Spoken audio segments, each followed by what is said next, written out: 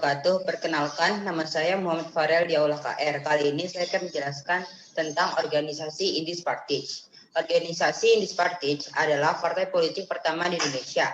Pendiri Indies Partij ada 3, yaitu Ernest François Eugene Douws Dekker atau Leonidio Setiabudi, Raden Mas Suwardi Suryaningrat, dan Dr. Cipto Mangunkusumo. Indies Partij dideklarasikan pada tanggal 25 Desember 1912. Tujuan Indies Partij sangat jelas, yaitu mengembangkan semangat nasionalisme bangsa Indonesia. Keanggotaannya pun terbuka bagi semua golongan tanpa memandang suku, agama, dan ras. Pada tahun 1913, Belanda mempersiapkan pelaksanaan perayaan 100 tahun pembebasannya dari kekuasaan Prancis.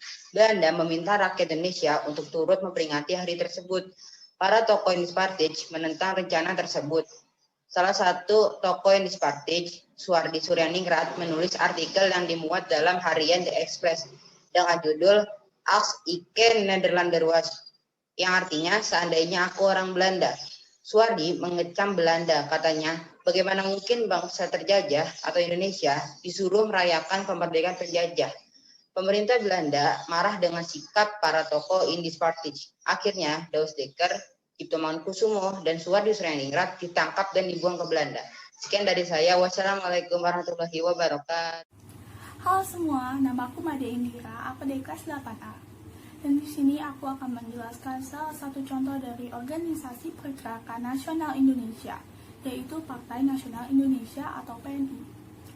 PNI ini didirikan pada tanggal 4 Juli 1927 di Kota Bandung dan dipimpin oleh Insinyur Soekarno.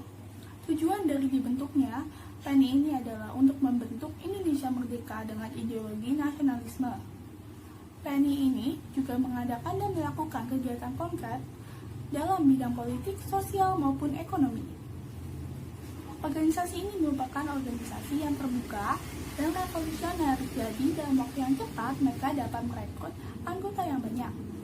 Namun, kegiatan politik yang dilakukan oleh PNI dianggap mengancam pemerintah Belanda, sehingga tokoh-tokoh PNI ini ditangkap dan diadili pada tahun 1929.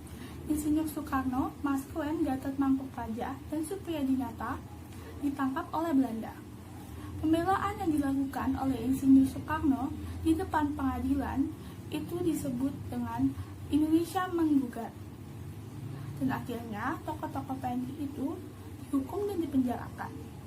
Dan pada tahun 1931 PNI dibubarkan. Setelah PNI dibubarkan, Sartono membentuk Partai Indonesia atau Partindo. Adapun Muhammad Hatta dan Sultan Syahrir yang membentuk Organisasi Pendidikan Nasional Indonesia. Namun setelah itu tokoh-tokoh dari partai yang tadi kusebutkan itu ditangkap oleh Belanda dan diasingkan ke Bovendigul, Papua. Sekian dari saya, terima kasih.